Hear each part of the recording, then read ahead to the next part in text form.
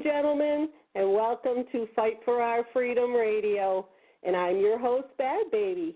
And tonight we have with us Dianne Sherman, and we are going to be talking about her near-death experience and the spiritual awakening that she received going through this process. So before she shares her story with us, welcome to the show, my soul sister Dianne. How are you this evening? I'm great, Badbaby. How are you? Thank you for having me on. Well, thank you for taking your time out and sharing with us. I do want to address some questions that are in the chat real quick. I have a guest that has messaged me, said that she wants to call in, does not have the phone number. So I will give you the phone number. If you want to grab a pen, I'll give you a minute, and then we'll give the number out so that you can call in, because we are going to let Dianne share her story with us and then explain to us what she does. And then I think in the second hour, we will allow guests to raise your hand and call in and ask questions, but let's not interrupt her while she's giving out her story. So, Dianne, you had a near-death experience in 1981. Could you share what happened? Sure, I'd be glad to.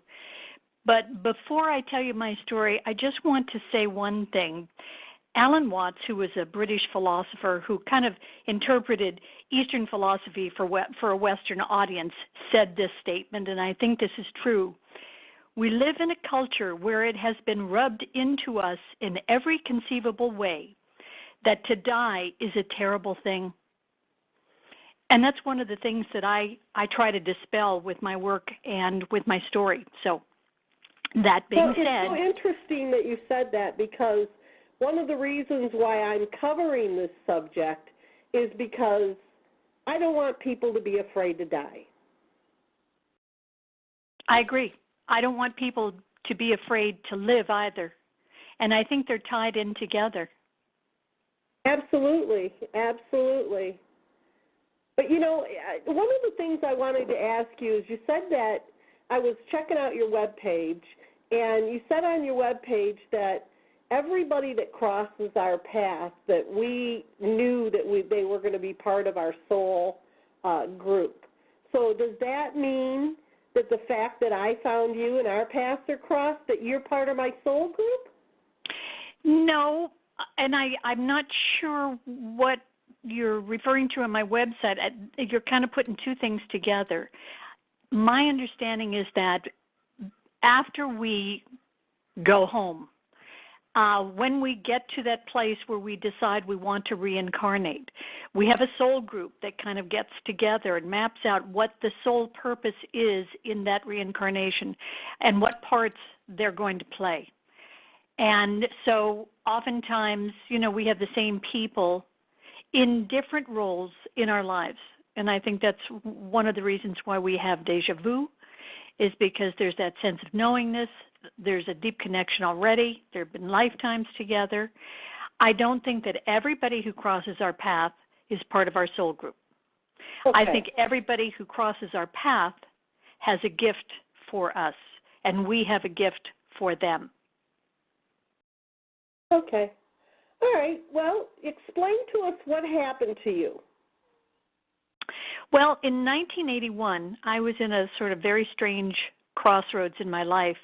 I had been working as a model for 15, 16, 17 years, and it was at the point where I was now really too old to be doing it anymore. And it was time to move on. And I was divorced. My daughter was 6 years old, and I really just didn't know what it was I wanted to do. I didn't know what it was that I thought I could do.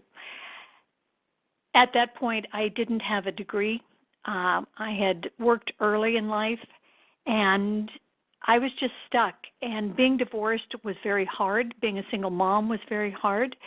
And so I found myself one day going to church, and I was raised Catholic, 12 years of Catholic school. And I remember just being in there alone. It was an afternoon. My daughter was still in school, and I was praying to God saying, please show me, give me a clue, talk to me, do something, help me. I don't know where I'm going, what I'm doing. My parents were gone. I didn't have any support outside of my sister and myself, and I was really at a loss. Well, 2 weeks later, I went into the hospital to have an arthroscopic procedure on my left leg, and I'd waited 10 years to have that.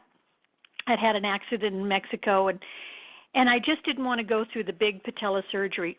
And so I waited till arthroscopy was really perfected enough to do it. So I wasn't worried about the surgery because I knew it would be gentle and pretty straightforward.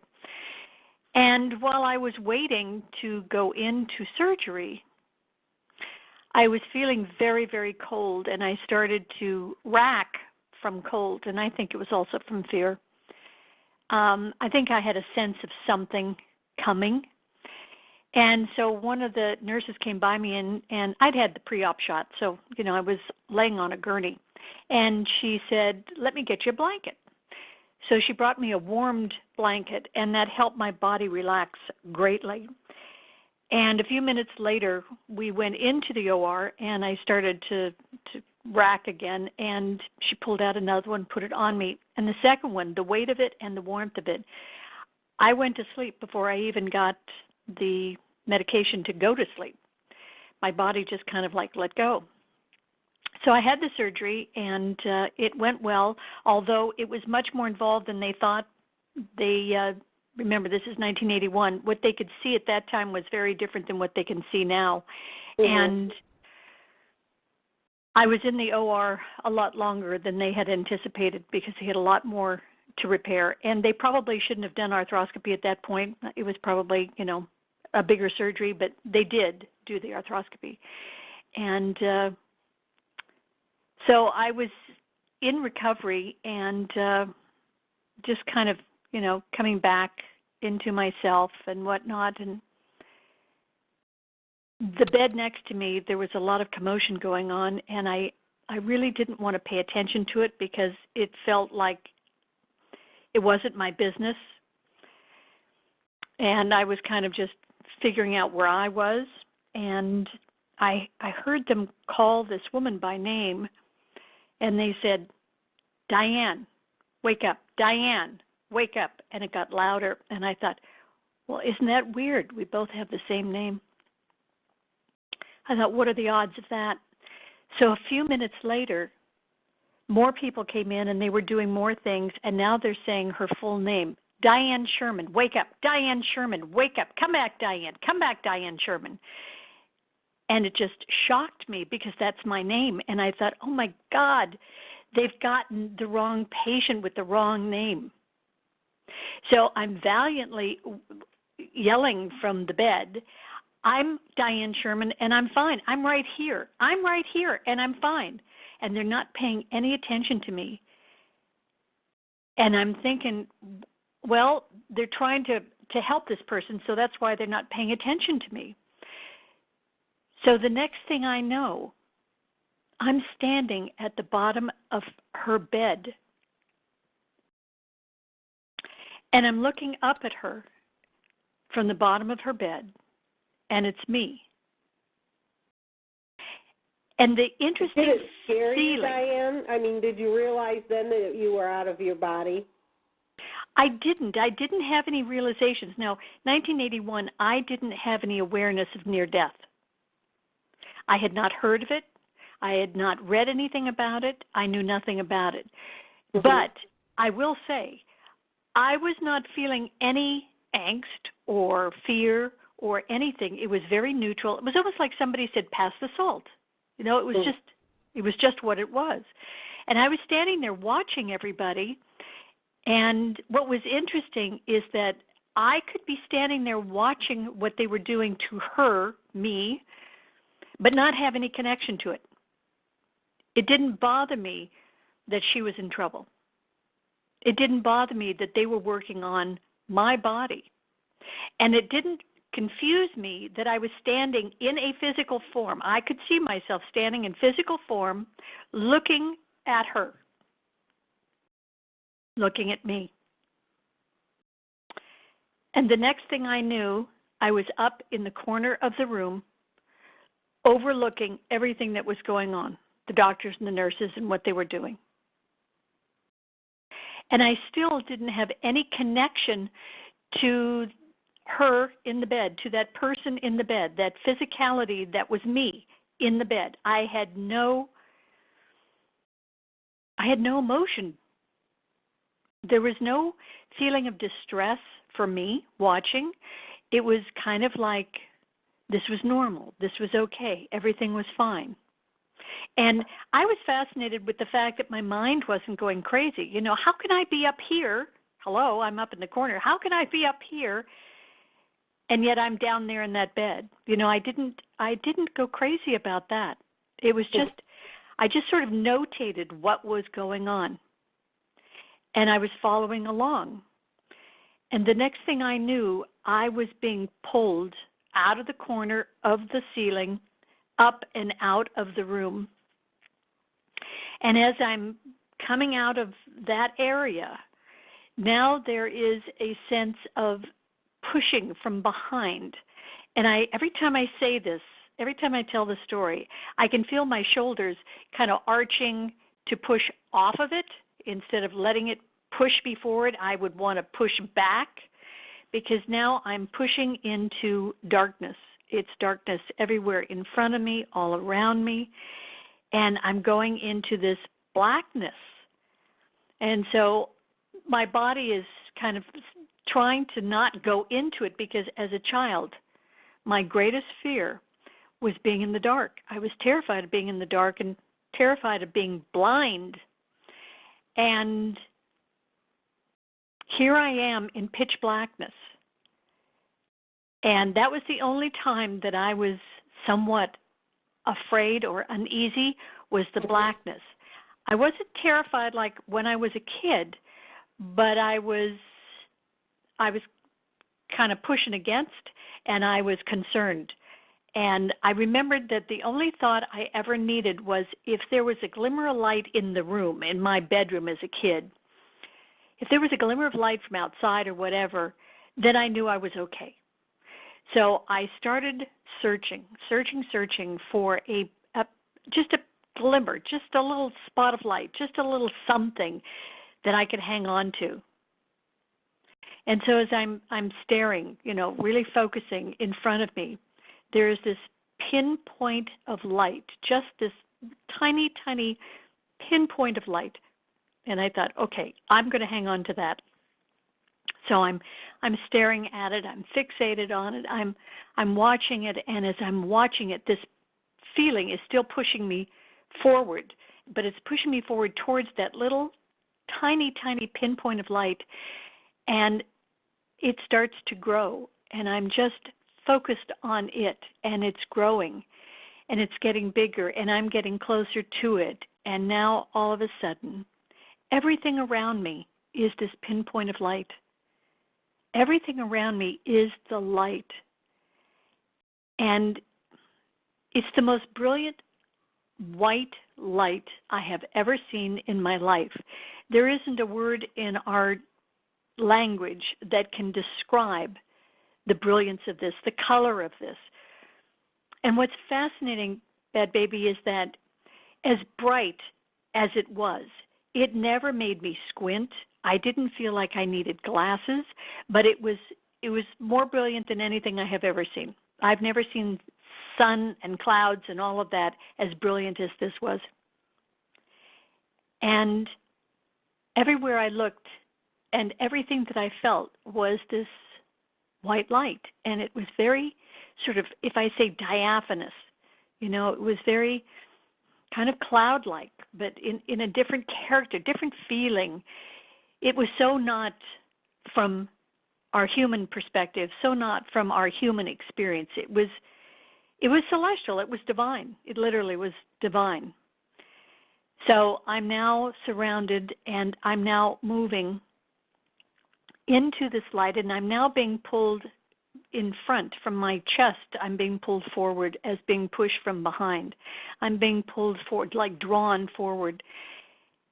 And as I'm going forward, this magnificent light starts to open. And I'm having this feeling starting to surround me of love, of unconditional love, of, I don't even have the words for it, of being cherished, of being loved on a level I've never experienced in my life, this sense of connectedness that I had never had, even as a wife or as a mom, this sense of coming home, the kind of coming home feeling that I had wanted my whole life and had never experienced.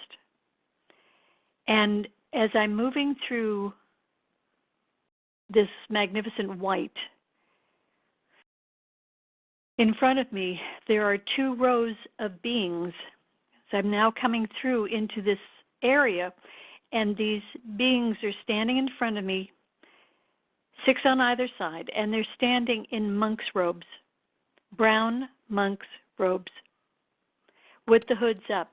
Now, Catholic school, 12 years, raised Catholic. I thought about becoming a nun at one point.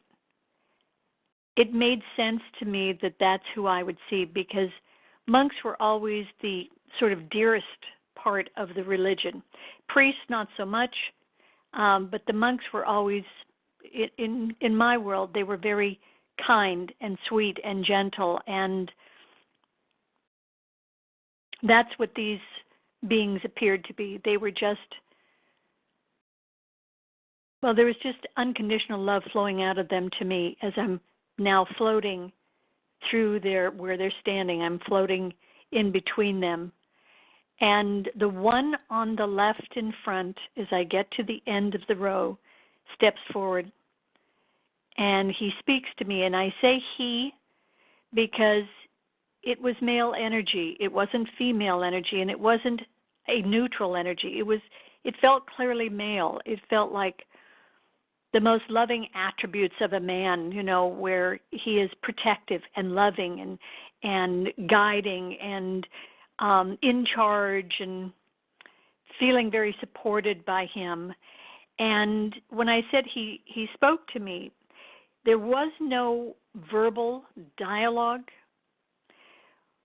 He was speaking inside of me, and when I responded to him, I was speaking inside of him. It didn't feel like telepathy. It felt different than what I would say that is. We were just vibrationally communicating inside of each other. There was no exterior sound, but it was as clear as any communication I've ever had. And when I looked at him, there was no face, but it wasn't scary. It was energy. There was a darkness or a blackness inside of his hood, but it just felt like energy.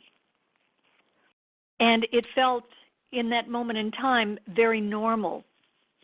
There wasn't anything that was scary or worrisome about it. And he looked at me and he said, "It's not your time. You cannot stay. You must go back." And I am looking at him, and I'm sort of frozen in that moment. And he said, "It's not your time. You must go back. You cannot stay." And I said, "You can't send me back. I have finally found what I have been looking for my whole life, this sense of belonging, this sense of connectedness, this love, this feeling cherished. For the first time in my life, I'm feeling cherished." I said, "You cannot send me back." And he said, "You cannot stay. You have a child. You must go back." And as we're sort of debating this issue, I was debating it. He, of course, was not. I was thinking about my daughter, who was 6. I was divorced, so who would take care of her? Who would love her on the level I wanted her to be loved? And I thought about her dad, and I thought, we're divorced for a reason. I didn't feel that was the appropriate answer for her. My sister was not healthy enough to take care of her. My parents were gone. I really didn't have people in my life that I wanted to entrust my daughter with, and I still wanted to stay. I really didn't want to give up the feeling that I had found in being there. But as I'm feeling my daughter and I'm thinking of her, and I'm going through the list in my mind of who would take care of this child that I love, I was back in my body. And I felt myself just smack into my body. And wow. It was a shock coming back. When I came back into my body,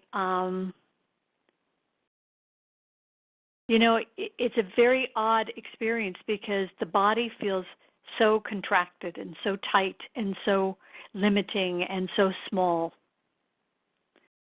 and painful. All of the thoughts, all of the worries, all of the aches and pains, whatever it is that we all have, that all comes screaming back when you go back in your body. When you're out of your body, you have nothing but bliss. And so it was a real shock to the psyche to be back in my body and to not understand where I had been. And I had a lady who was sharing the hospital room with me who had had arthroscopic surgery also, but she'd had a lot less repair than I had. And she was in severe, severe pain. And I was not in pain, and I was not on pain pills. And they had me up walking that night on crutches. And I went home the next morning. And even though I had spent almost 4 hours in recovery, I was in really good shape. And the doctor said he had never seen anybody heal as fast as I did. And I think that's very common for near-death experiencers. They come back healing very quickly and being healed more than they were before they had whatever they had. And, yeah. So going through this experience, now you said earlier that you were raised as a Catholic. Yes. Tell me how it has changed your perspective on that. I walked away from the Catholic Church. I could no longer be a part of the mindset that the religion embraced. I had a direct connection with God. I didn't need a priest to speak on my behalf. I didn't need a priest to do anything on my behalf. I was self-empowered at that point. I had my own relationship. And, there was so much in my religion that talked about fear and guilt. And one of the things that I realized being on the other side is there is absolutely no judgment on us, none whatsoever. God does not judge us. We have a review, a life review, but that's where we are put in the position of feeling and experiencing every experience that we have with every person. We get to feel what they felt in that interaction with us, and we get to judge. Were we coming from our highest self? Would we do it differently if given the opportunity? That's the judgment that occurs. There's no judgment coming from spirit. None. And the Catholic Church was based on fear and judgment and guilt. Yeah, so basically it's if you commit a mortal sin, if you do this or that, anything that they want to scare you with, you're going to go and burn in hell. Exactly. And, there is no hell except what we create here on earth. So all of the analogies, all of the stories that I grew up with, all of the biblical references, it just felt unreal compared to what I had experienced. It just felt like that was not the truth of what I was seeing. Now, I have had people say to me after hearing my talk, that mine wasn't real. I didn't see God because Jesus wasn't there. And I find that, the things that we see on the other side in a near death have to be analogous to who we are. And not everybody needs to see Jesus. But I guess for a lot of people, it's important for them. It's their touchstone. It's not mine.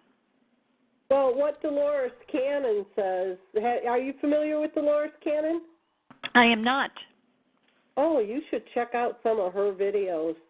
I will. She passed away in 2014, but she did past life regression hypnosis.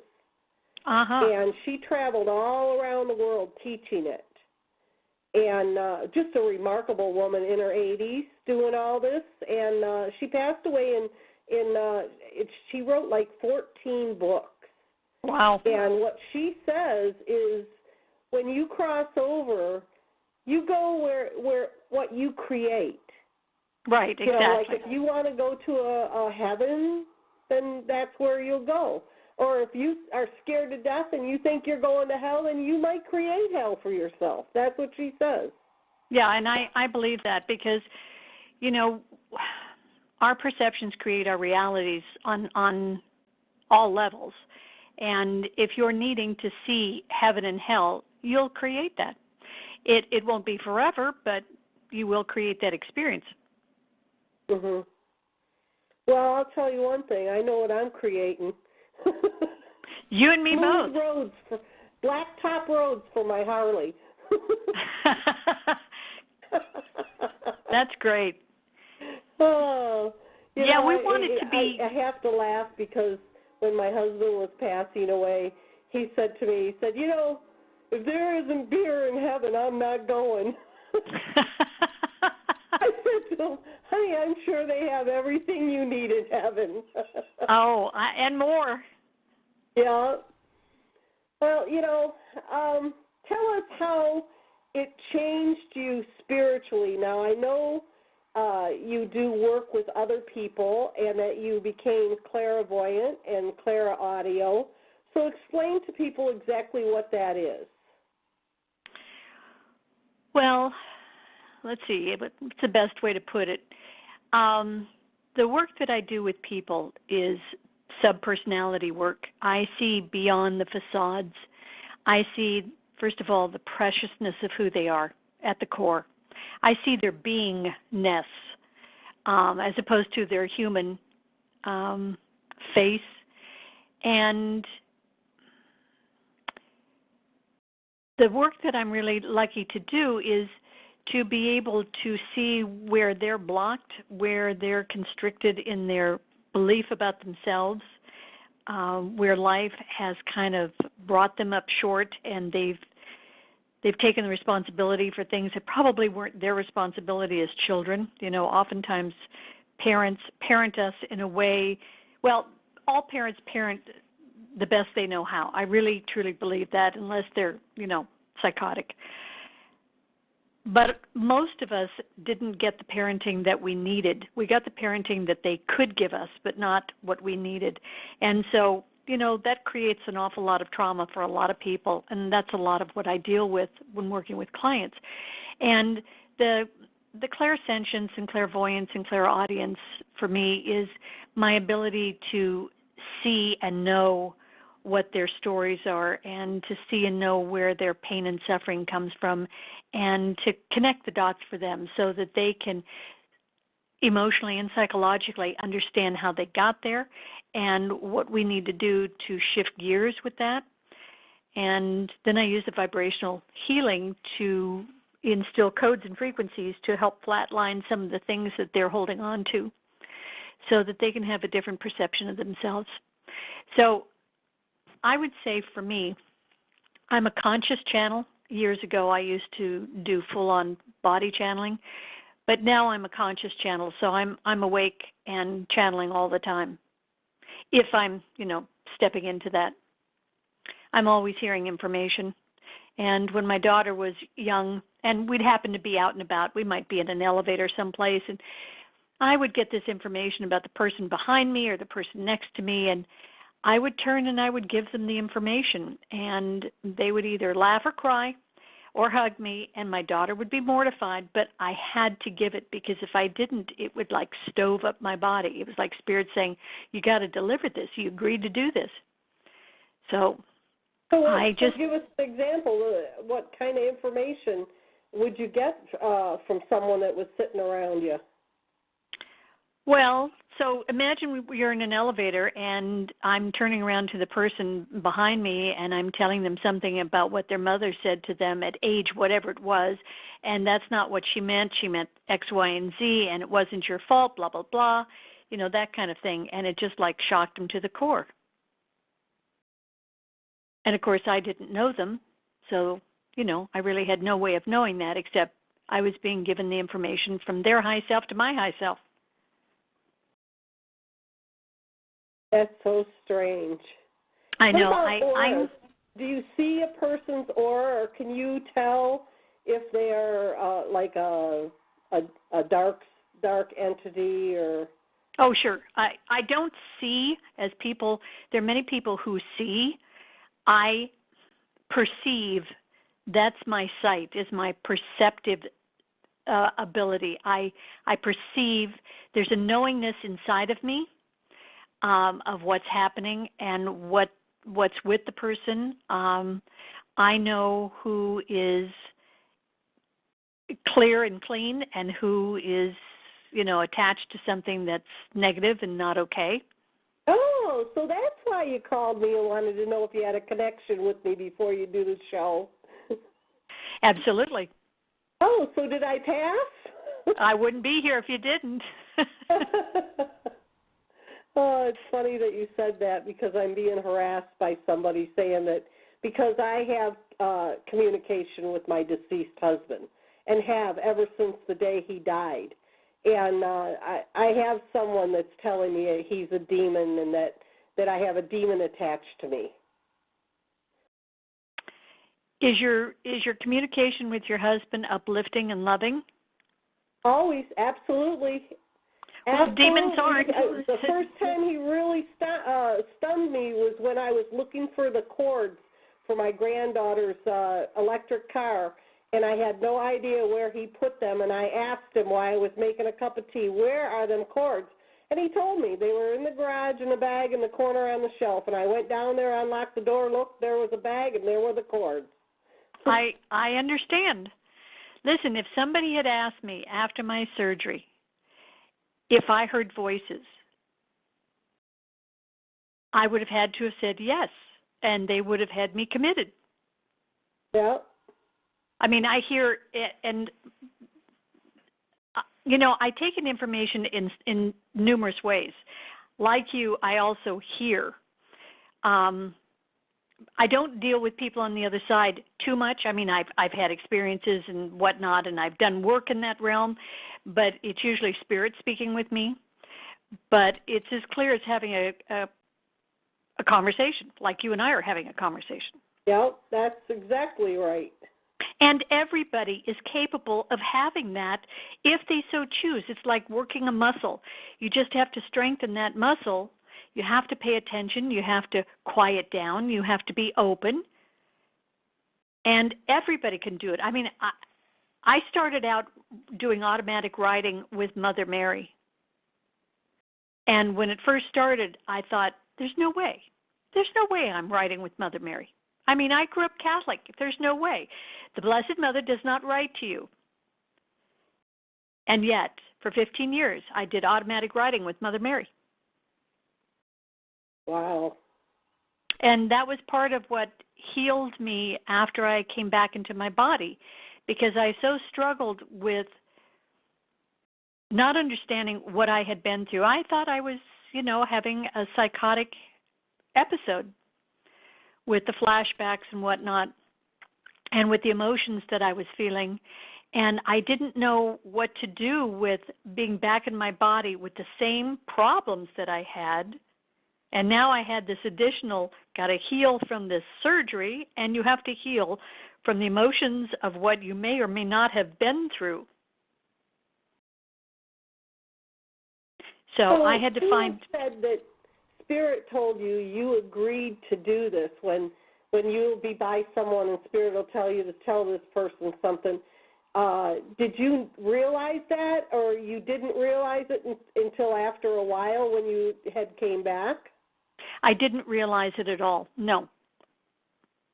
I didn't realize a lot of things for a long time. I found people who taught me how to meditate, because I had one dictate that I said to the universe. I said, or to God, I guess I was speaking just to God at that time. I didn't know about the universe and Spirit particularly. This is 1981 or 2 at that point. And I said to God, okay, I'll stay in this body, on this planet, if you'll help me find a way to reconnect to that divine sense of unconditional love and being cherished and knowing that I'm not alone here. If you will give me that, I will stay.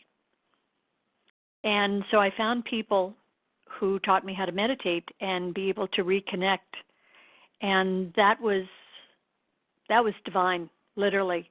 I mean, and there were times when I would really connect in, and the feeling was so overwhelming it would bring me to tears.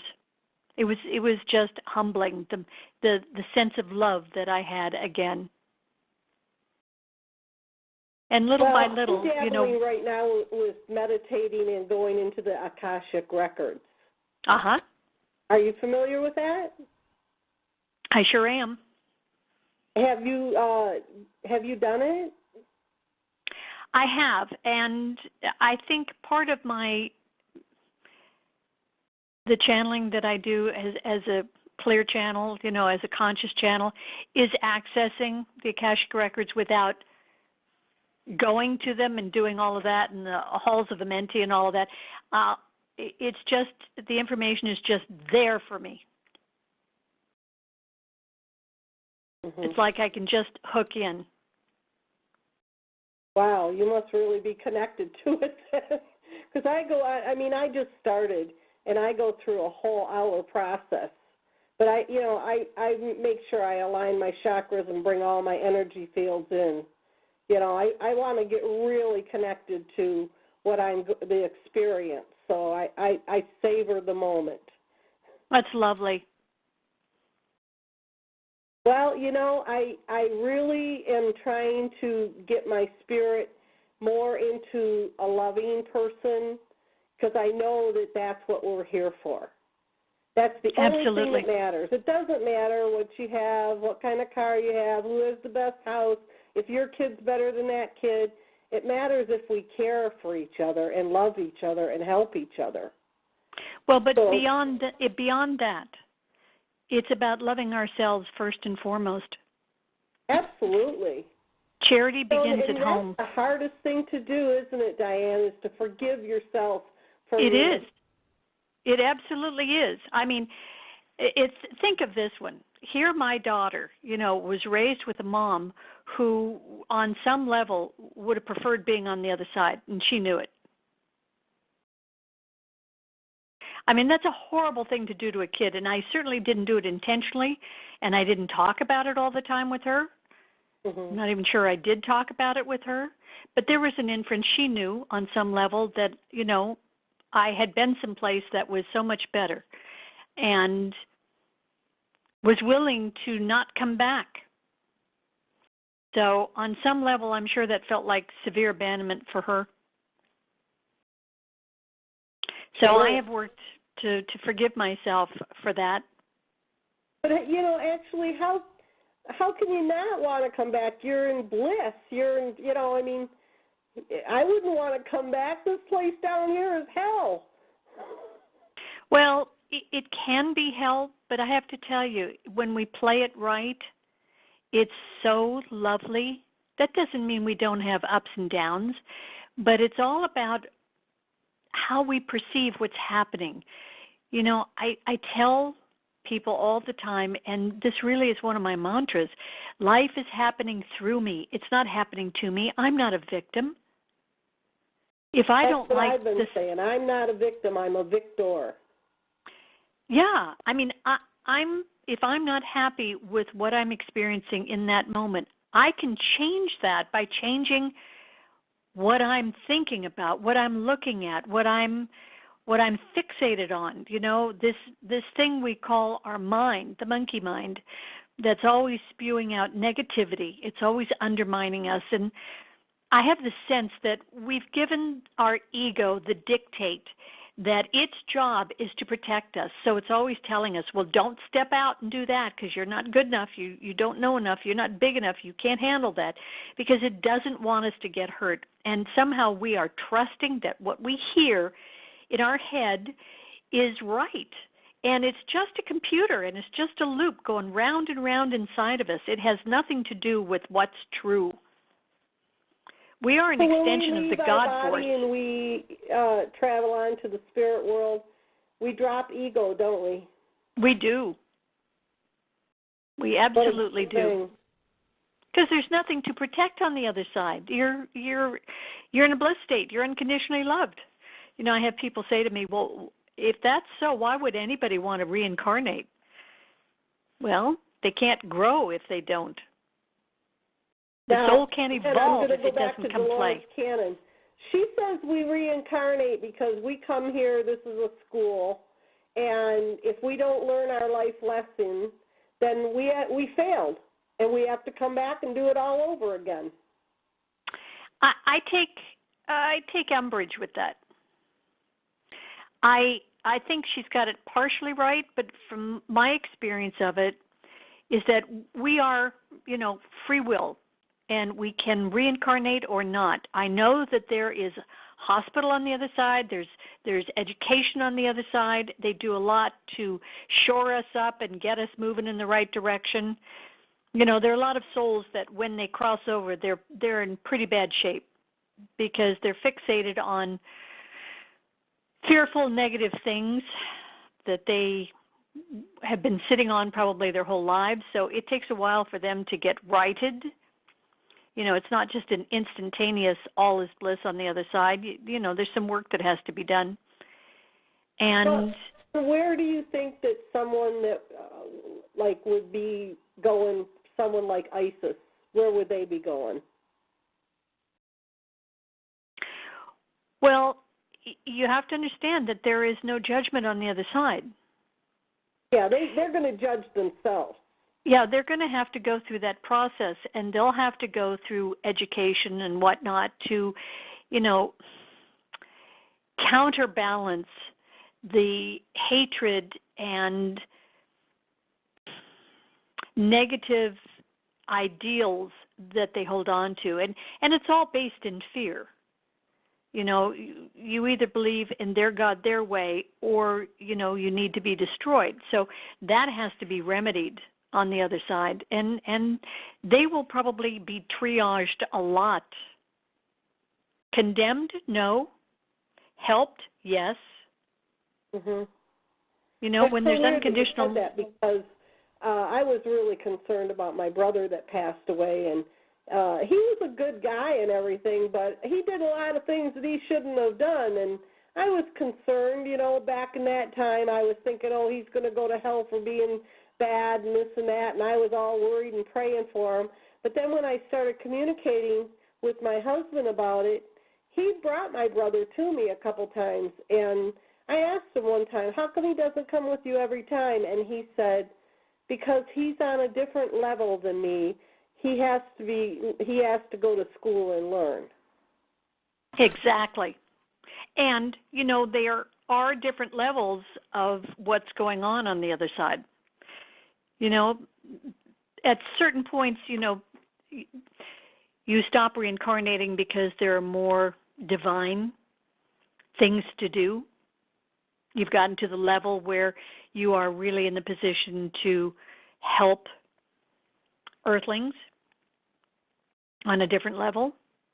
See, that's another thing Dolores says, that when you've evolved enough to be on the complete loving level, that's when you do a lot of spiritual work for those that you want to rescue from lower levels or guide people that are on Earth.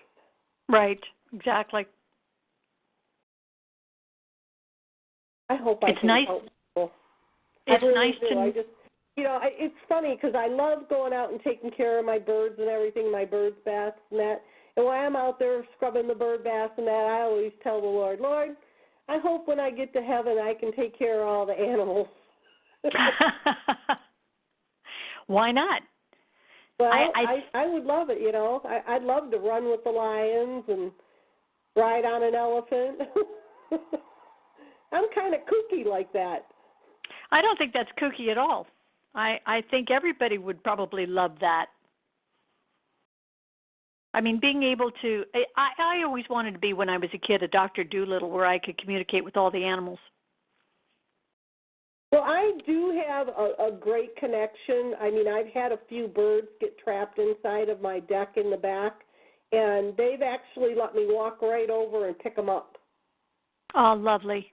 And I had a hummingbird that was trapped in the deck about 2 or 3 months ago, and it was flying from rafter to rafter, and I went and got a stick, and I said, don't be scared, just get on the stick and I'll get you out of here. And it came over and flew over and stood on that stick, and I walked it over to the door and stuck it outside, and it flew away. Wow. My grandfather. Said, you are Ellie Mae.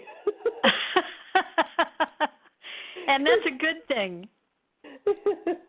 Well, you know, I think that an animal can sense your spirit. I agree. I think that's why people get bit by dogs, because I'm telling you, my dogs, when they have a bad person come around, they don't want them around. They growl at them, you know, and generally they're loving. Well, in Chinese astrology, I'm a dog, and so most dogs gravitate to me, which makes me very happy. You know, because we run in packs. You know, and the thing is, right after my husband died, my dog kept looking up in the air above my husband's ashes and growling. Wow. And then I was sitting there. I was sitting there one night, and I had a candle lit, and I was kind of meditating, and he started looking up in the air. Then I heard my husband say, "It's okay, boy, it's just me." And he just sat down, put his ears down, and lay down and was relaxed then. Nice. Nice. You know, I think people make too much of a woo-woo thing about connecting with the other side. It's really much more natural than we think. We're just afraid of it because it seems wrong or unnatural or something, and it's not. It's as natural as breathing. You know, the veil, especially now, the veil is really thin between the other side and this side. And I think we would all do well to open ourselves up to the guidance that's there, whether you want to be in contact with angels or loved ones or spirit or your high self, whatever it is, you know, just to trust that there's so much love, so much support, so much goodness there for us. And, you know, they're waiting for us to say, please help me, please contact me, please be with me, please support me. Because we're in a free will state, they can't do anything without us asking. And that's what the Bible says. Your angels are there for you, but they can't help you if you don't call on them. Right. That's absolutely right. You know, years ago, I worked with a group called Messengers of Light, and we dealt with people who were on the other side. They hadn't gone through the light yet. They were stuck. And our job was to help them let go of what was going on here and move on. And there was always the ability to call in family members that had already gone on beyond them, before them, to guide them, you know, to come and walk them through the light. And you know, I'm no magical person. I just thought and intend that I can do these things, and I worked with a group who had been doing it for quite a while before me, and I just joined in, and I was able to do lots of that. And, you know, we have so much more ability than we think we have to be supportive and to create and to do lots of things. And I think we limit ourselves because we're so busy listening to our heads instead of to our hearts. You know, the trick is to know that you are an extension of the God force. You're just not. Now, the Bible says we're created in the image and likeness. I think it's more than that. I think we are created as an extension of, everything we experience, God experiences through us. And we are able to create on a huge level. And I think, we're afraid of that. It's like Marianne Williamson says that, our deepest fear is that we're powerful beyond measure. It's not, our fear is not that we're inadequate. It's that we're hugely powerful. And we're scared to death of it.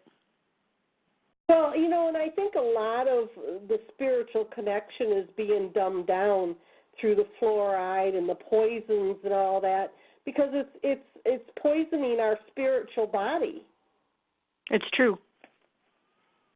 Yeah, well, that's why I don't think it's healing on Wednesday nights.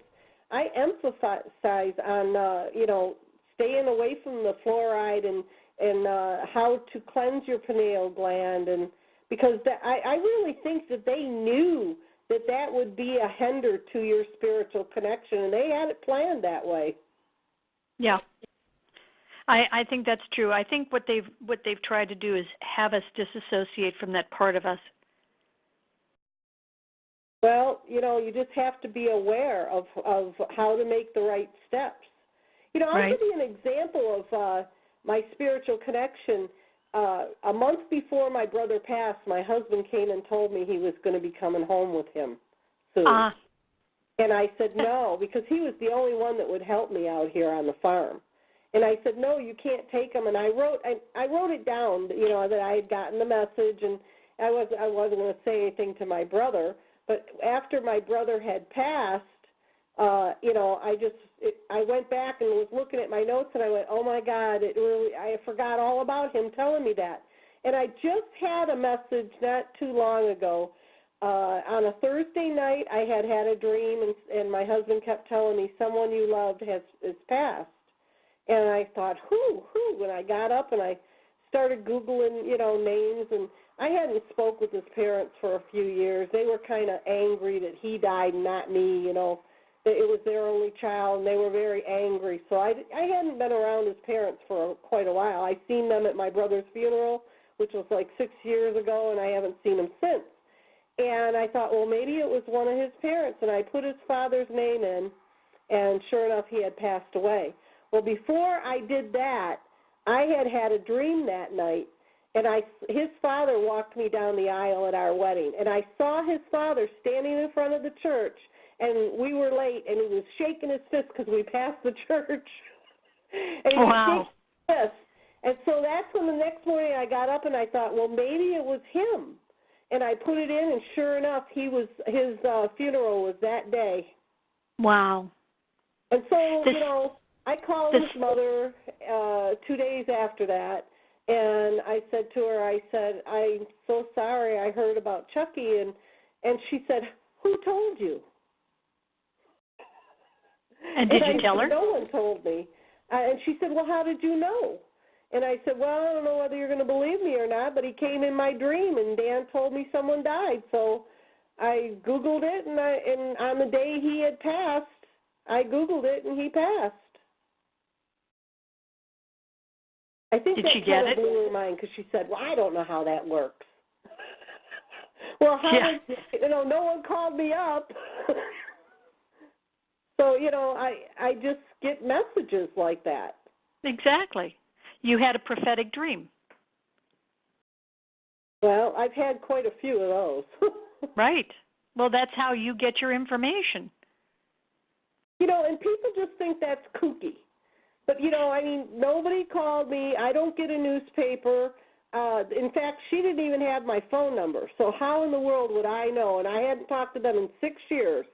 How in the world would I know that my father-in-law died? Well, the whole point is you don't have to prove what you know and what you experience. You know it. It's for you. If they don't understand it, it's okay. You don't have to explain who you are. You know who you are. Yes. You know the gifts that you've got. You know the experiences that you have. It's like with your husband. There are lots of people out there who are still in communication with their loved ones, and I think it's wonderful. Mhm. Yeah, I don't think there's anything quite a odd bit. or strange. I mean, I I have had visits from my parents, my sister, my first husband. Yeah, and occasionally I will wake up in the night and there'll be somebody there, and they didn't come through the front door.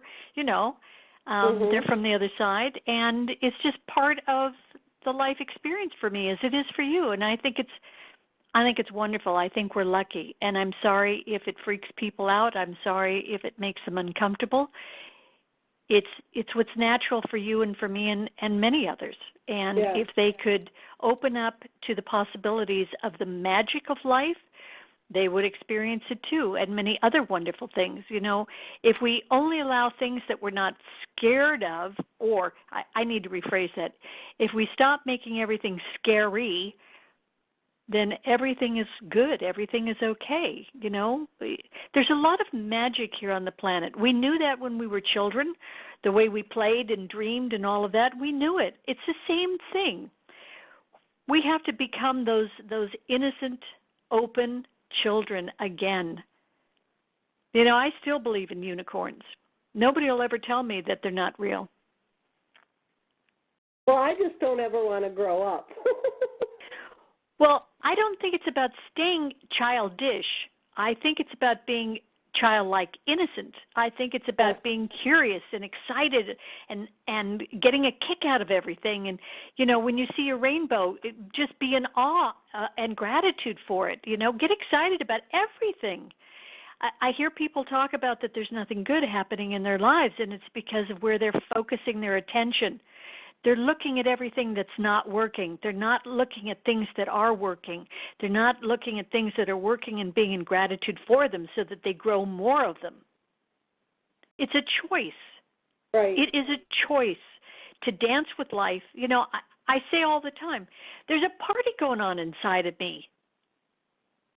Yeah. I'm literally having a ball all the time inside of me. That doesn't mean I don't have my off days, but there's a party in me, and I'm loving it, and I'm having fun with myself. I don't have to be with a bunch of people. As a matter of fact, I don't handle being with a bunch of people too often because I'm too sensitive for that, Yes. I'm kinesthetic as well as being a sensitive. I'm an empath on top of everything else. So, I need my time and space alone, but I'm having fun with me. And that's what people are missing out on. You got to fall in love with yourself, Badbaby, or there's no reason to be here. Absolutely. That's what I try to do. I try to find my joy. Even if I'm having a bad time, I try, if I start having a bad time, I just say that's enough right there. I'm going to go put some music on and find my happy place. Exactly. We've got two choices in this lifetime. We can be happy or we can be right. I have let go of being right, and trust me, I have been very controlling in my life. But I realize that I can't have happiness if I'm going to be stuck in having to be right. I don't need to be right anymore. I just need to feel happy and loved and loving. Okay, we're into our second hour, so I'm going to give out the number 1-724-444-7444, room 43503, pound. And then if you're not a TalkShoe member, you'll push 1 pound. And we're going to allow people to call in if you got a question for Dianne and be able to talk to her. So our biggest problem is ego. As far as the Bible goes, I mean, there's a lot of fear in the Bible. I don't think a lot of people realize that the Bible wasn't written by Jesus or, it was written by man. And I think they put a lot of fear in it to keep control of you. What do you think about it? I agree. If we had a translation from Jesus Christ as to what it was he was trying to say, all of that would have been based in love. But the way it was translated in the Bible to us was not based in love. His whole reason for coming and walking the earth was to show us how to be different. You know, we are all connected. Everything that happens to you is felt everywhere. Everything that you say and do has an impact on the world around you. When one of us has something wonderful happen, it elevates all of us if we're willing to see that. So I think he walked the planet as pure love, as unconditional love. And he was trying to teach us to see that in each other, to see the best in each other. As I say, everybody's got a gift for me, and I look for it. Every time I have an interaction, my thought is, I'm wondering what this wonderful gift is that they're having for me and I'm going to have for them, because it always occurs. When you're looking for the best, it shows up. When you're looking for the worst or you're looking out of eyes of fear, you're going to see that. There's no room for fear when love is present. Fear is an illusion, false evidence appearing real, or forgetting everything is all right, FEAR. If the universe doesn't judge us, what are we doing judging ourselves so harshly and everybody else? That's my story, and I'm sticking to it. The biggest thing about society is they make you feel like, oh, you're not young enough, you're not thin enough, you're not pretty enough, or you're a lower status than that person. We've got money and we're better than you. Again, ego comes in right there in a big, big fashion. And then people walk past homeless people and look down at them like, get a job, you trash, and they're failing the test. They're failing the test. Well, they don't even understand what the game is. So how can they possibly come up to bat if they don't know what the rules and what's expected of them in the game? I always think about, I watched a few experiments these guys did in New York City. One these guys did is it was when it was below zero in New York City. And this guy had his little brother just wearing a T-shirt and pants and sitting on the sidewalk holding a sign, shivering to death, saying, I'm homeless, please help. And they were around the corner filming him. And these people in New York were just looking down, and this one guy was walking with his kids and like, don't step on the homeless boy down there freezing to death. They were walking around him. People were walking by with extra gloves and hats and stuff. No one ever stopped and gave that child a thing. And finally, this homeless man that was sitting in the archway there, he came over and started rubbing the little boy and said, what's the matter, honey? Are you cold? And he took his jacket off and put it on the kid, and he gave him a drink of his coffee, and he said, he goes, where's your parents at? And he started, it was a homeless guy that ended up having a heart for this kid. And that kid sat there for an hour before anybody even did anything. Well, I look at that and I think, what would I have done? I'm not sure because I wasn't there. I think for a lot of people, they're afraid to get involved because they don't know what to do, and they think, well, gee, if I do that, does that mean I have to take him home? I think people get overwhelmed, and I think it's really... I don't think I could have walked past him without even a jacket on, and it was below zero. I would have took my coat off and said, here, do you need a coat? Oh, yeah, I would have done that. I take you in the store and buy you a coat. Right, I would have done that too. I look at people who are going through that experience, and I try not to judge them because I know they're either not awake enough to know what to do, or they're stuck in fear. And I try to focus on what am I doing? How am I adding or detracting from what's needed? I try not to get into my head about, well, that's not right. How could they, just walk away from that kid or just step over that kid? What's wrong with them? And I'm not them, so I have no right to judge him. I only can judge me. Mhm. Well, You know, that's true. I just, watching that, I just thought how cold and heartless we've become in society. I know, and it's easy to do that. And we can get really angry about and disappointed about who we are. And yet I know there's so many amazing people out there in the world who are doing great work. And I really have to believe that everybody's doing the best they know how with the tools they've got. Some people have more than others. I want to see the best in the people around me, not the worst. I mean, I can open my eyes and make judgments 24/7 because there's so much going on in the world right now. But I want to focus on the things that are working. I want to focus on the people who are making a difference. I want to focus on, what's uplifting other people, what's working. Because the more I put energy into that, the more of that gets created. That's why I hate watching the news. Because I don't like watching the news either. We're being spoon-fed so much hurt and anger. Right.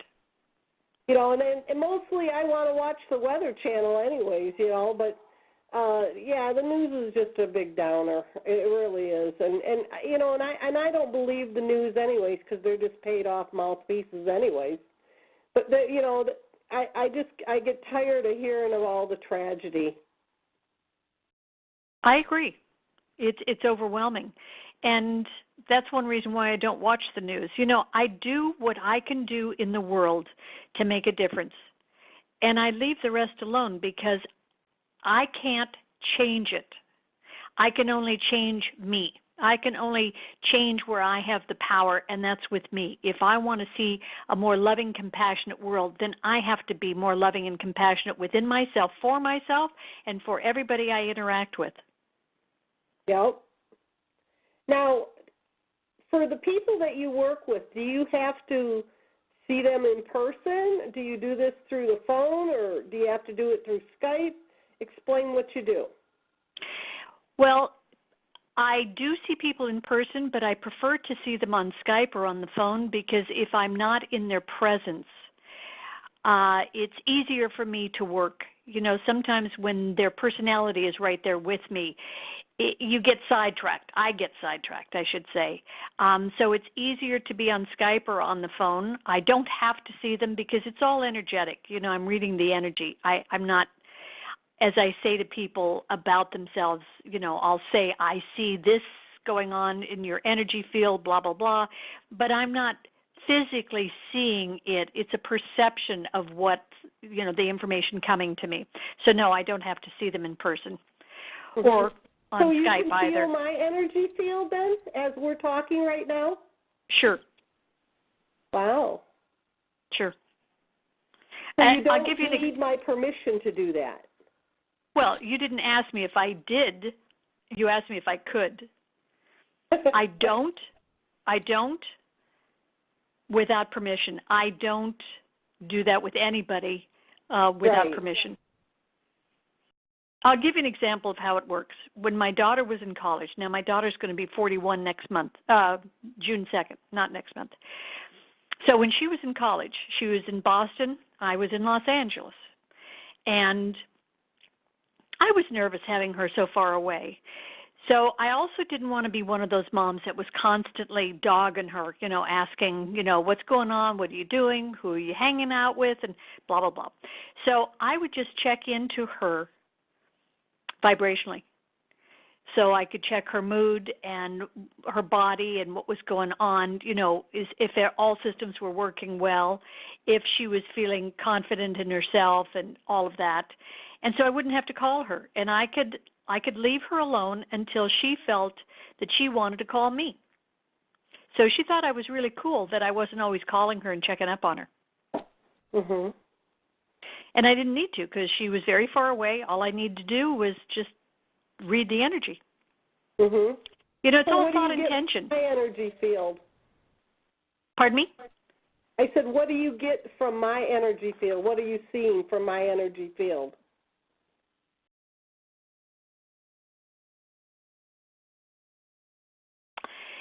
Well, there's a sadness that's coming up.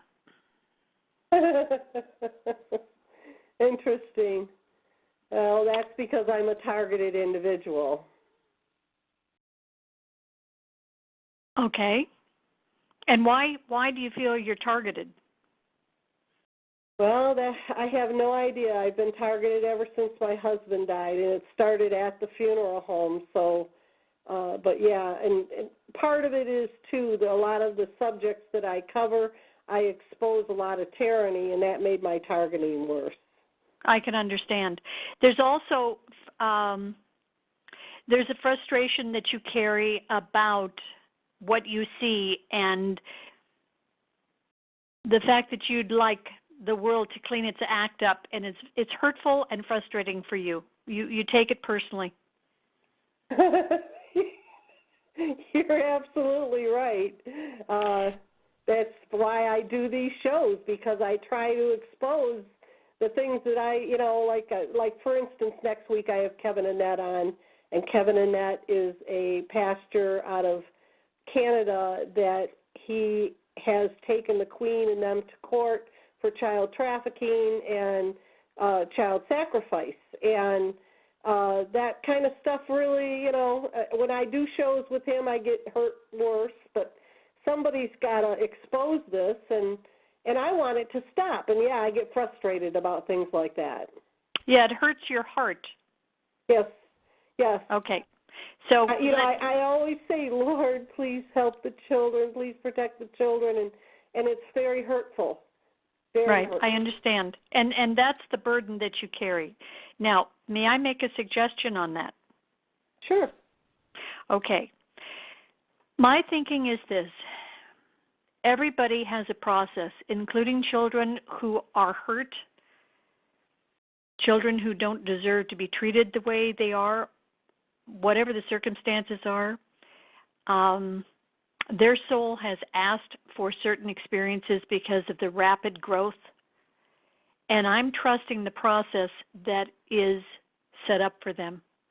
I'm trusting that their soul has agreed to do this dance with perpetrators or parents or who is ever doing it to them, and I'm trusting their soul to know what is needed, and I take my energy out of it. Because one of the things that I have learned in all the years of doing the work that I do, when we go into sympathy, it lowers our vibration and it hurts us. It opens us up to negativity, and that may be why you feel this sense of attack, because it opens us to negativity and darker energies. And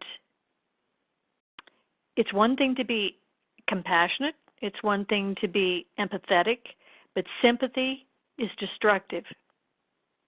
Mm-hmm. And I think that's one of the emotions that you go into is sympathy.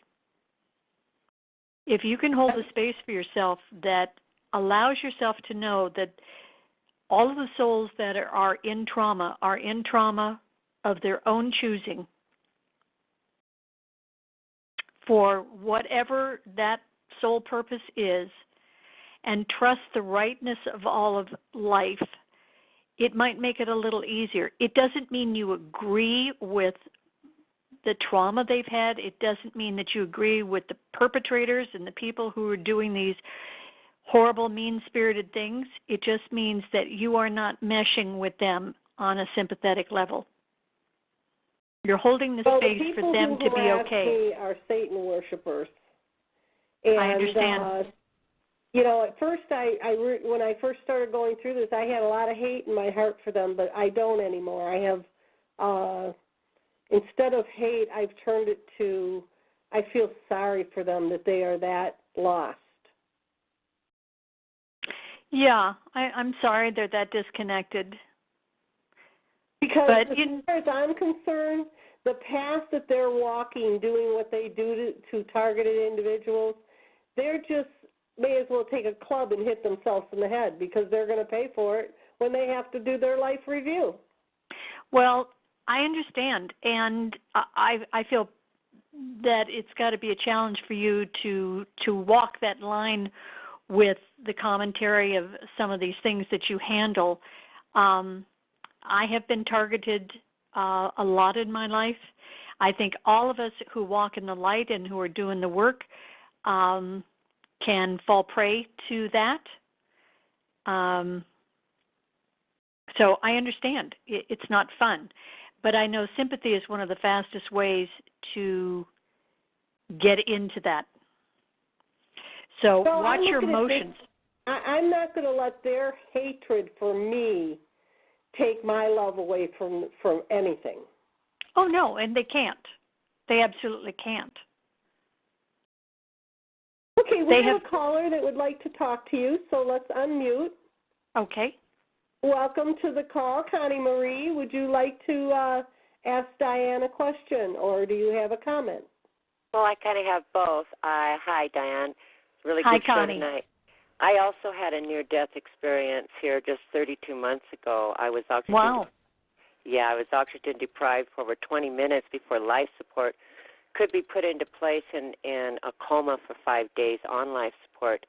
My question and my comment is, do you have a message? My message when I came back was, we're all one, we're all connected. Everything touches everything. And that's important for me. That's one of the first things I said when I came off the life support. Did you have some kind of a message that you wanted to share with us? That you wanted the basic message that I came back with is that loving yourself is everything. You know, really falling in love with yourself is everything. What you don't have. And that's another thing that, you know, was key that I tell people is you have to love yourself. Right. And I came back mainly for my animals. I take in abused and abandoned animals. I noticed that you said you came back because you had a daughter, perhaps. Maybe yes. If my child would have not been in her late 30s, it may have been for her, but I knew my animals wouldn't make it without me. I've taken in abandoned animals all my life or abused. And so God let me come back for them. But it's been a challenge. I came back pretty cognitively clear, but it impacted me terribly bad physically. I don't even know how somebody lives through 20 minutes of oxygen deprivation. The damage it did to the cerebral hypoxia that I have post-trauma, and I'm also walking with a cane. And it's been a real challenge for me, but I'm just grateful to be here. It's good to talk to somebody else. There was a heart opening that you got in this experience that you needed. Yeah. And that's I'm why. Sure of that. But I have to tell you, there was no brain damage. What are the odds? What are the odds of 20 minutes out and you don't have brain damage? They call it an anomaly. When I ask my doctor, my physician. Well, it's called a miracle, Connie. It's called a miracle, and you're a walking miracle, and you're proof that you're loved. Well, I think everybody is. Well, of course, but I'm saying you are proof that you are loved because you were sent back to let people know that we are loved unconditionally and that you could have been a vegetable. And look at you. You walk with a cane, which is no small picnic, and that will go away in time.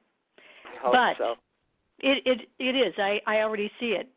But the fact that you are a walking miracle, and I hope you feel inside of yourself how much you're loved.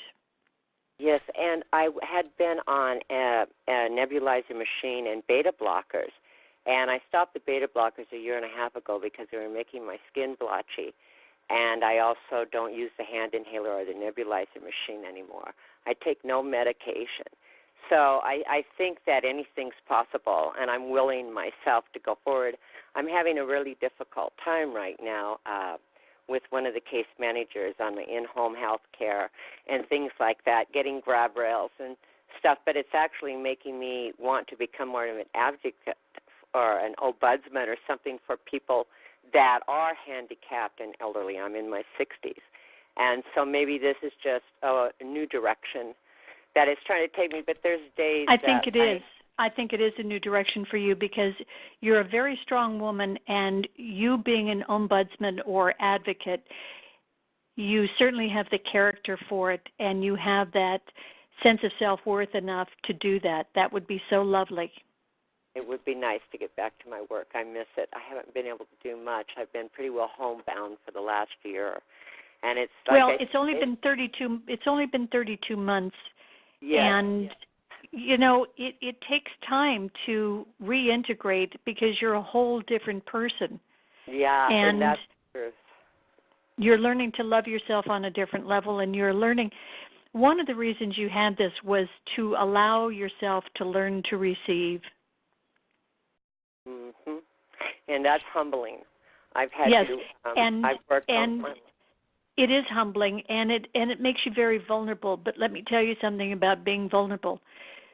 The one who is vulnerable and allows themselves to be vulnerable is the one who has the power, because you have nothing to protect. And once you realize that Spirit's got your back and that the universe loves you, you can go for anything. You don't have to worry about it. Your trick right now, Connie, is to ask every day to be shown what the next step is, to remind you that you are supported, for Spirit to show up for you in a way that you ask for, that will remind you that you are in fact loved, that you are connected, that all is well, no matter what it looks like, and you'll have the confidence to just keep moving forward. Every day I say, guarded, guide me. Show me what to do and give me the strength to do it. Help me help myself. And it's a mantra for me. I say it constantly because there's days I go into that fear, and I know that's not where I should be. And well, have you tried tapping? On my chest with my hands? No, EFT. There's a guy by the name of Rick Ortner, Ortner, who does tapping. He has lots of YouTubes. He has a website, The Tapping Solution. He has lots of YouTubes that show you how. This might be something for you that will relieve some of the stress and anxiety that you carry. Okay, I've been doing pranayama and my yoga now. Ortner. Yes, Nick Ortner, Ortner, and or you can look at The Tapping Solution. Both of those are him. And if you do some tapping, because you've become so connected in your body, it's a way of hitting the acupuncture points that give almost instantaneous relief. Okay, yeah, they say it's cerebral hypoxia, and they've diagnosed me with complex post-trauma. And it's really affected me. I've always been outgoing. I've always done volunteer work and been very active. And can I tell you it's PTSD? Yes. Let's keep it simple. It's just PTSD. Okay, they told me complex. And I don't know really. Okay. Well, it's because they don't know what to do with you, Connie. You're a miracle. You're a walking miracle. They can't explain you, and they don't know what to do with you. They call me an anomaly. There's a wonderful book called Complex PTSD, From Surviving to Thriving, by Pete Walker, that you might check it out and see if that gives you some help. Well, thank you very much. You're welcome. I wish you well. You're amazing. Well, I think you are too. I think we all are. I think of course. Something like this, though, really brings it forth and makes you think and, you know, go deeper, you know. Absolutely. It opens us up to a whole new world. Now, one of the gifts of having a near-death experience is that you get to look younger. So if that hasn't kicked in yet, it will. Oh, well, I don't know about that. My skin seems to be wrinkling, but are you smoking? I see a light in my eyes I never saw before. Well, there you go. Are you smoking, Connie? No. No, I don't. Good. Okay. No. Are you hydrating?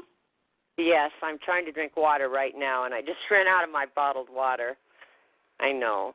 Badbaby says, bring water and tea to the conversation. I did the show with her just a couple weeks ago.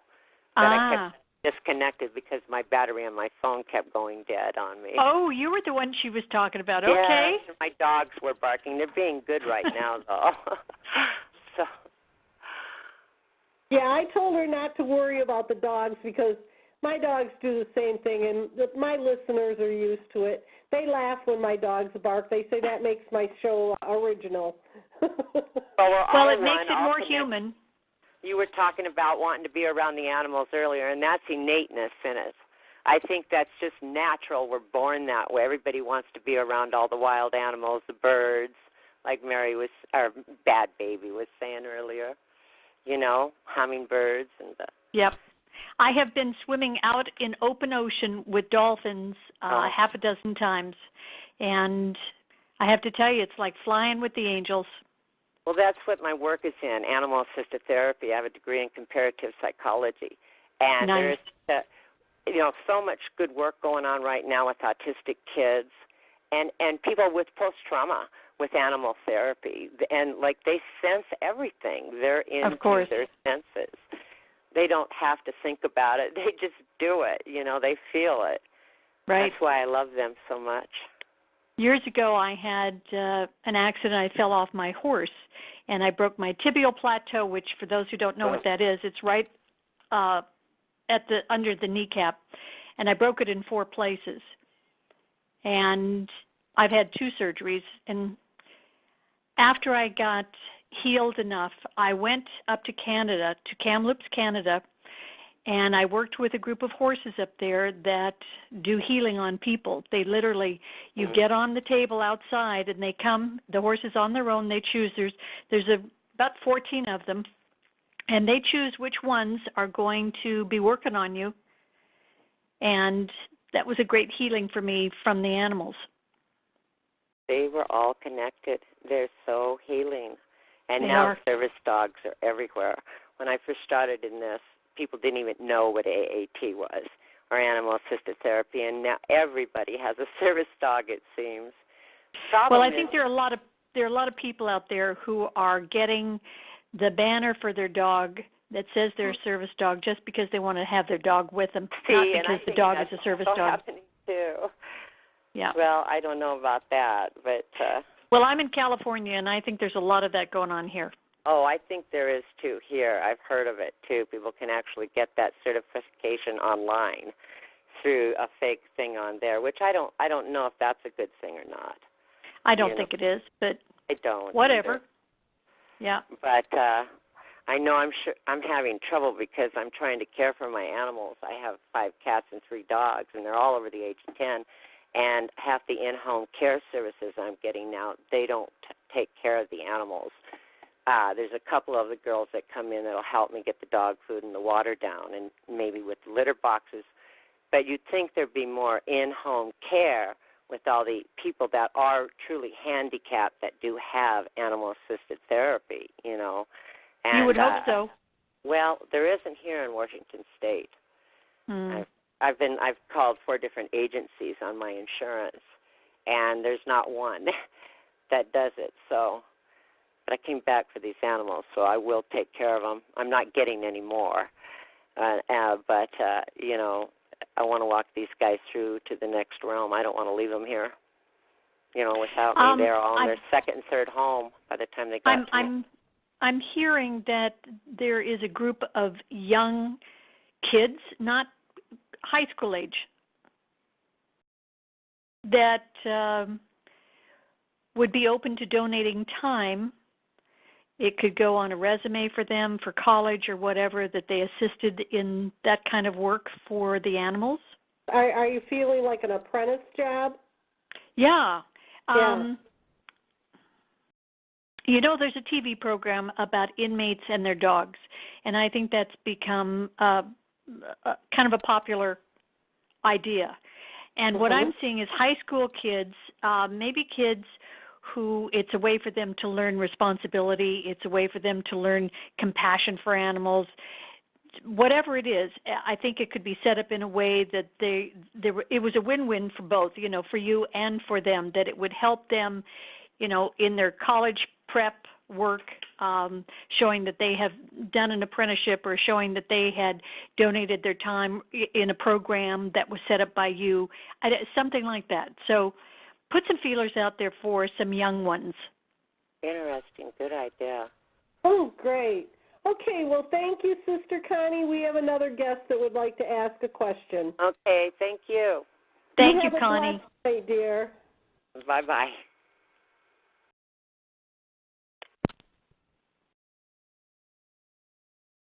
Uh-oh. What happened? I'm trying to get this person unmuted here.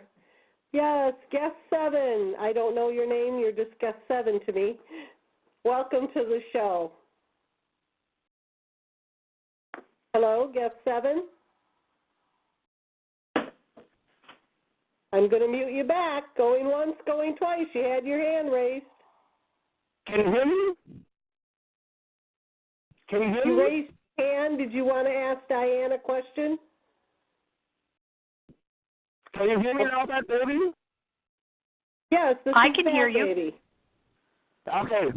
Now I just wanted to tell us there's a guy called Fred Pigallo who has a book which is called Energy Tapping for Trauma. So this is what I can give to the show. Energy Tapping for Trauma. Who's the author? Fred Pigallo. Would you spell that? He's a psychologist, and it's really a great book. It's with F techniques. Could you spell that for us, guest 7? What? Could you spell the book for us, the name of the book? No, spell the author's name. Oh, spell the author's name. It's Fred, F-R-E-D, P dot, K-A-L-O-V. Great. So just there's another thing I just talked about. Maybe as guest 4 over the chat, I have electronic devices installed in my body, if you believe it or not. Or I would need contact to this guy Chris Sacker from freedomfightersforamerica.com. Did you get my email and my phone number, Badbaby? Yes, I did get that information. I will email you tomorrow. Okay, I will be forever grateful. Oh, that's okay, honey, no problem. I understand what you're going through. I've been going through it for over 20-some years, so yeah. I totally understand. And I will get an email out to you, and we will take it from there. Do you have any other questions or comments for Dianne? Okay, thank you very much. Okay. Thank you, sweetie. Thanks. He sounds like he is out of the country, and we got kind of a shaky connection on that one, didn't we? I was having trouble understanding him. Yes, he has a lovely accent, but the call wasn't clear. Yeah. He had put a lot of information up in the chat. He also is a targeted individual. That's why he wants me to contact him. Okay. What he was saying is that he is implanted. I understand. Mhm. So yeah, so do I. I got a few of them myself, so I totally understand what they do with that. Well, I can give you some information of someone who works specifically with that, but I'll give it to you off air. Okay. That'd be great. Okay. All right. Well, does anyone else out there want to ask any questions? Massachusetts, if you would like to ask Dianne a question, just *8 and raise your hand, and we will unmute you. If you had one message for us, what would it be? Besides love yourself? Yeah, besides love yourself. Forgive more? Well, I would say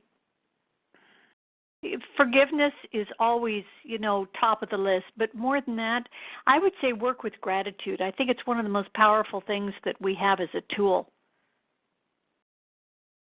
Mm-hmm. Because if we focus on things to be grateful for, sometimes I'll wake up in the morning and I'll just spend a few minutes being really grateful or in gratitude for the fact that my bed is comfortable, that I love the feel of my sheets, that I'm stretching and luxuriating, that I don't have to jump out of bed because it's early enough, I still have time.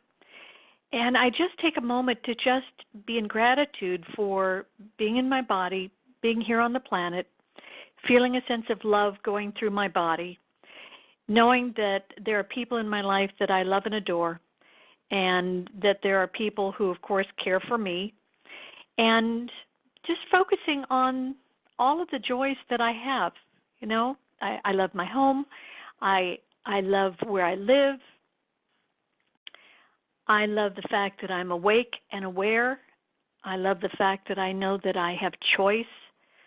I love the fact that I'm comfortable in my own skin.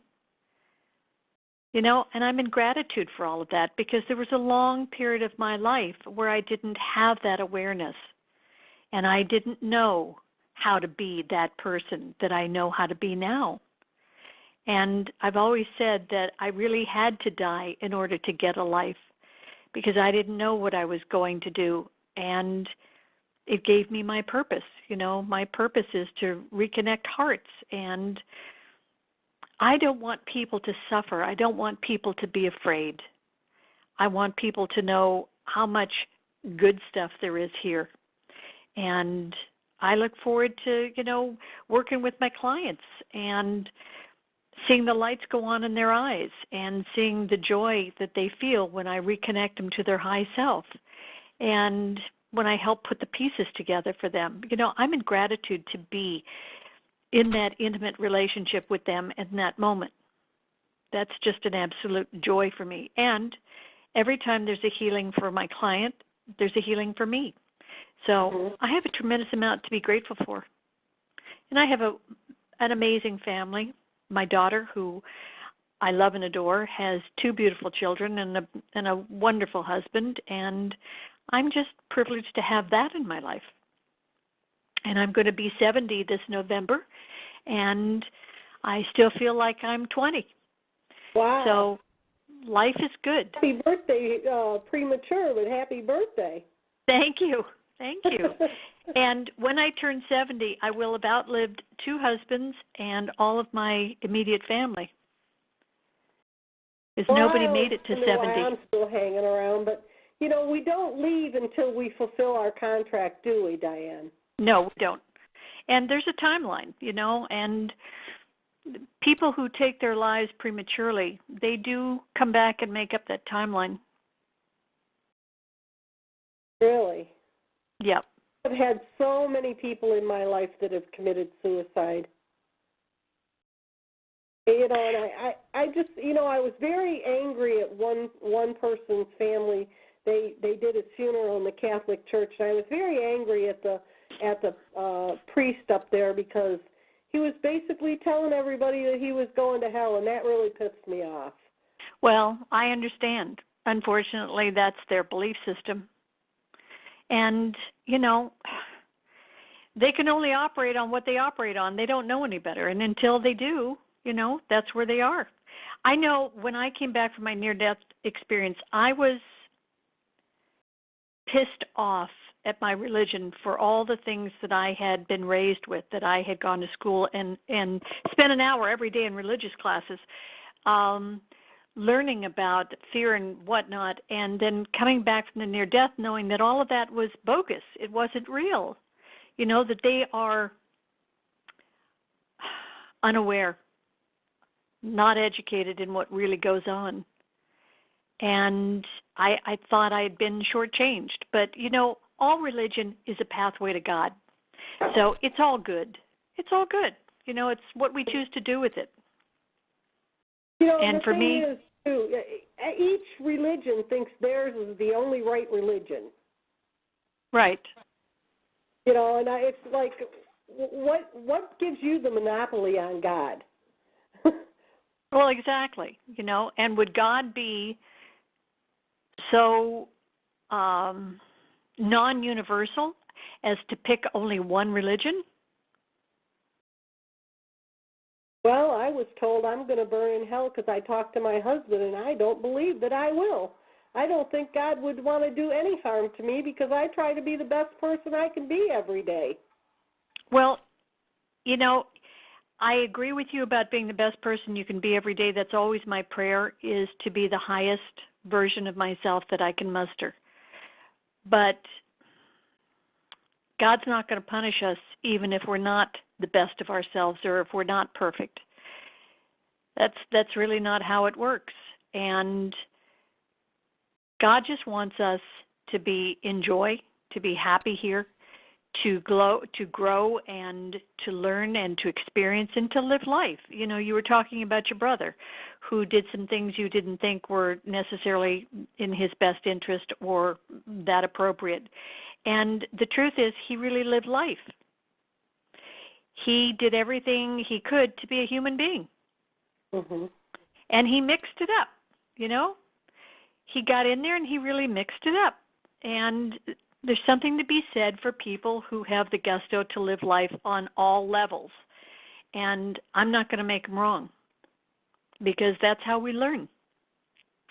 You know, people don't learn by us telling them how to do something necessarily. They learn through experience. And, you know, if you put yourself in a position where you get hurt, then you learn not to do that the next time. Yeah. Like, so if you marry the wrong person, try to pick better the next time. I know I went out with someone after my husband died, and he treated me awful. And I told him straight up, I said, listen, if I want to be treated like this, I'll go find my ex-husband. I understand that one. You should have seen the look on his face. But that's how I felt. I understand. Well, that's never been my long suit. I've been divorced for 25 years. So I just decided, you know, with my history and my experiences in life, I probably am not the best person to be in a marriage.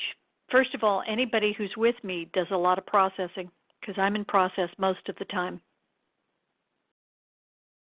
And that can be very hard. I'm busy trying to take care of my home, my own life, and loving myself and loving everybody else. And if it ever happens, it happens, but I'm not looking for it. Right. Well, but you're open to it, which is a good thing. Yeah, you know, but, you know, I look at it this way. And, you know, that's one of the things my husband made me promise him. He said, you're a good woman. You make sure you get remarried and have a full life and blah, blah, blah. And he made me promise him I'd get remarried. And I'm like, what? This is crazy. But I told him I would, just to make him happy. He's probably laughing right now.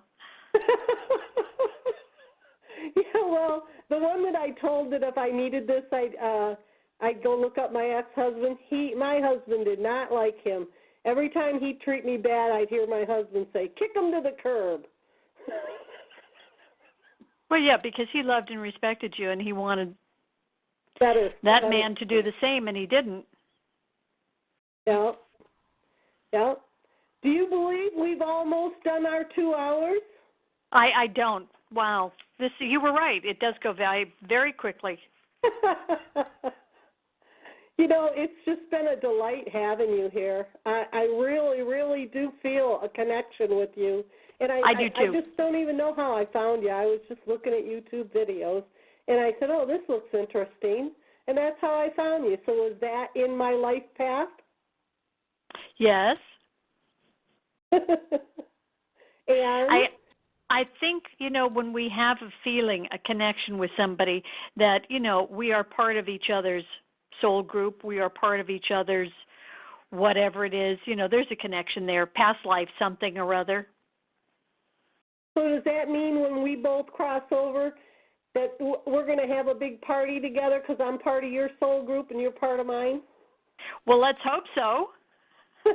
You know, it's funny, I have a friend in Europe that called me the other day, and he was thanking me for doing these shows with people with near-death experiences and that. He says, you've really opened my eyes, and I look at everything in a different way. And he went and got one of Dolores Cannon's books. And anyways, I said to him, I said, listen, I said, if you die before me, make sure when I get there that we're going to have one hell of a party.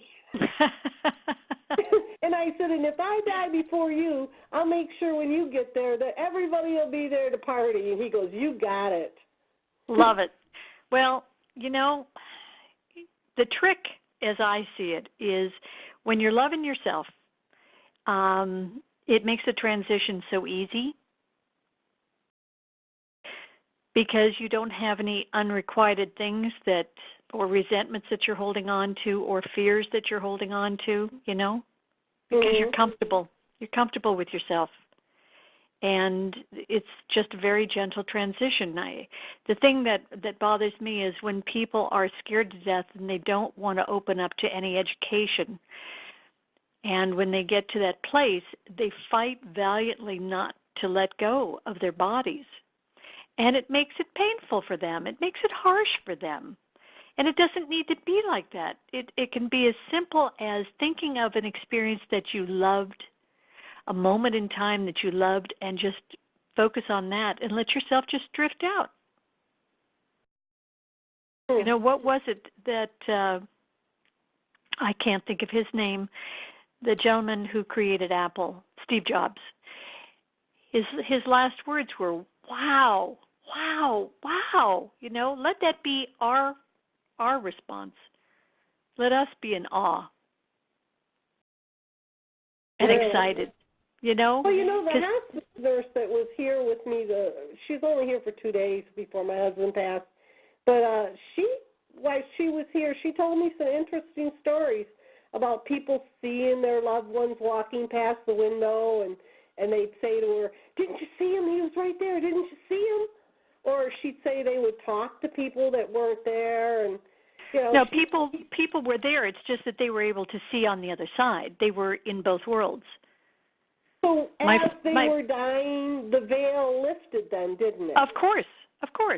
And that's one of the ways you can tell. And, you know, Alzheimer's patients, a lot of them, you know, my sense of it is that they just can't tolerate emotionally being here anymore. And that's why so many of them get so rattled when members of the family try to coax them back into being present. You know, they don't want to be here. So my friend Marianne calls it Alzheimer's. They're between worlds, you know, they're in all time frames.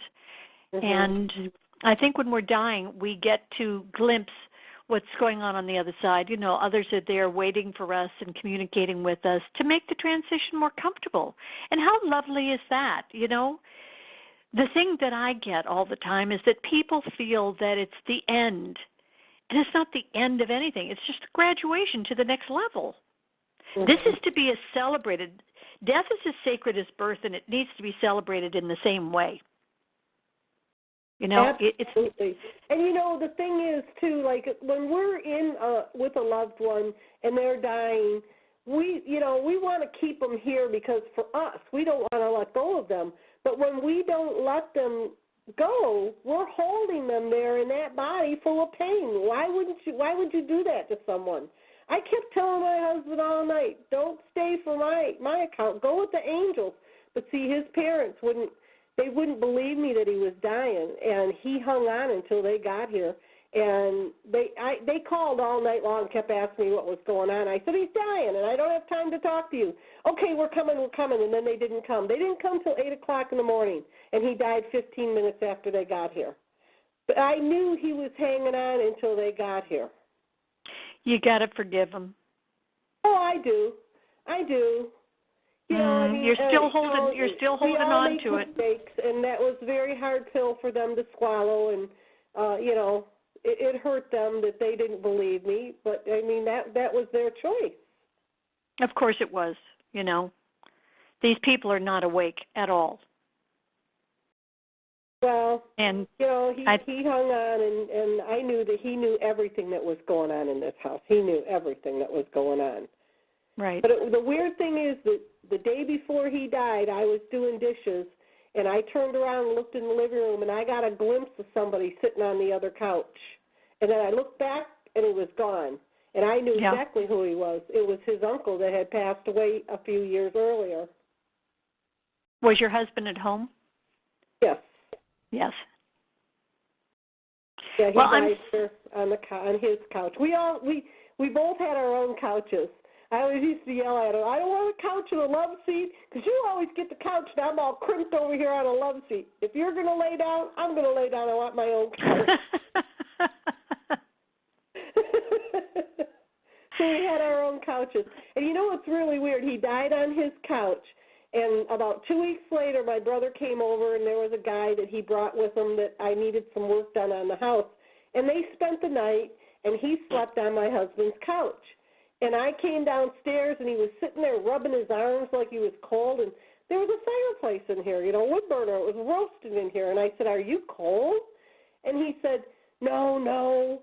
And I said, "Well, is there something wrong?" And he goes, "Can I sleep on that couch over there?" I said, "Sleep on whatever couch you want." Then after they left, my brother had called me, and he said, "You know what?" He said that he felt like someone was staring at him, and it got really cold on that couch. Well, when spirit energy is in the room, it does get cold. Yes. And my brother said, I told him that was Doc's couch, and that he was probably going, "Who the hell are you sleeping on my couch?" He probably was. The poor guy was probably scared to death. There were a few things that happened here with strangers where he came around them. Yeah. I'm sure. I had a sure. girl that was living with me, and I had a jewelry box out in my pool house, and it was a jewelry box I had given my granddaughter, and I would buy all this costume jewelry at yard sales and just throw it in there for her to play with. Well, this girl went out there and moved the box and had gone through it, and I was cooking dinner, and I said to her, I said, "Oh, were you going through that jewelry?" She went, No. I go, "It's okay." I said, "You can have it if you want." And she said, "Oh, that's really nice of you." Well, she went back out there and was going through the jewelry box, and she came running through the house like her butt was on fire. And I asked her what was wrong, and she said, "I'm never going to touch that jewelry box again. Someone slammed it shut on my hands." Oh, boy. But later on, I found out that she had gone into my office, gone through all my paperwork, and was trying to steal my identity. Wow. So it's a good thing he slammed it on her. It's a good thing he slammed it on her. Yes. He was like, "Get out of my granddaughter's jewelry box." I love it. Years ago, I lived in a house that was haunted. UCLA, this was in Los Angeles, UCLA parapsychology came and documented it. And all kinds of things went on in that house, so I understand. And we were very fortunate that the spirit that was in the house was not malevolent. He was benevolent, although he had a very wicked sense of humor. Well, he told me the day before he died for me not to be afraid to stay in this house, and that he was going to stay here and watch over me and protect me. And he said, "Have I ever lied to you?" I said, "No." And he said, "Do you trust me?" And I said, "Yes." And right off the bat, I knew he was here. When the hearse was pulling out the driveway, and it was in the beginning of April, but there was no snow or ice or anything here, and the hearse stopped at the gate, and the guy in the passenger side got out, and he looked under the tire, and I thought, what the heck are they doing? Because I was standing on the front porch. And then as he was getting back in, he said, "I don't know why we're not moving." And so he got in, and they just sat there for a few minutes, and then finally they drove off real slow. And I thought, I know why they're not moving, because he's got a hold of that bumper, and he don't want that hearse going out that gate yet.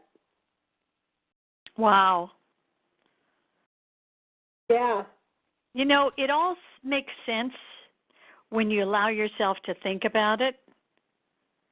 I don't know why people are so shocked and afraid of the fact that spirits walk among us all the time. Yeah. To me, it's just a normal part of life. I get comfort from him. I was out there last summer trying to fix the lawnmower. The lawnmower blade had bent, and I was trying to put a pipe on it and bend it back up, and it wouldn't do it, and I was throwing the tools down and getting all frustrated, and I finally said, "What am I doing wrong?" And my husband said, "Get a longer pipe." So I went and got a longer pipe, and the darn thing just fixed. Wow. Don't you love it? Yeah. So yeah. He's here with me. He saved my life. It was 2 summers ago. I was riding my motorcycle. I was coming up a main highway, 2-lane highway, and he told me, and I was going about 70, and he told me back out of it. And I was like, "What?" And he goes, "Back out of it now." So I backed down real quick, and the girl in front of me, she had stopped. There was a car in front of her, and he turned in front of oncoming traffic. and the guy coming at that car swerved into our lane, hit her head on, and his bumper went over her car and just missed my head. Wow. If I wouldn't have backed out of it, I would have got probably decapitated by that bumper. Probably. Now, isn't it wonderful that you have such love and guidance in your life? Yeah. Yeah, I get a kick out of it. You know, and my brother used to say, ask him for the winning lottery numbers. I said, that isn't how it works. I'm not sitting here rubbing a genie lamp going, talk to me, talk to me. It's just how, you know, all of a sudden he'll say something to me. Right. And that's how it works. I think it's wonderful. I'm so happy for you that you have that kind of rapport with your husband on the other side. Yes. It just shows how natural it is. For that spiritual connection. Yeah. Because I never feel alone, and we never should feel alone. Because even if you don't have a connection like I have, you always have your angels, your guides, your masters, you know, call on them. Exactly. I never feel alone because I have spirit with me all the time. Yes. And I always feel like I'm divinely guided. Well, Diane, we have done our 2 hours. Do you believe it? I don't believe it, but I trust you telling me the truth. It's just been a delight to have you here. I want to thank you for coming on and sharing with us. Thank you for having me. It's been wonderful hanging out with you.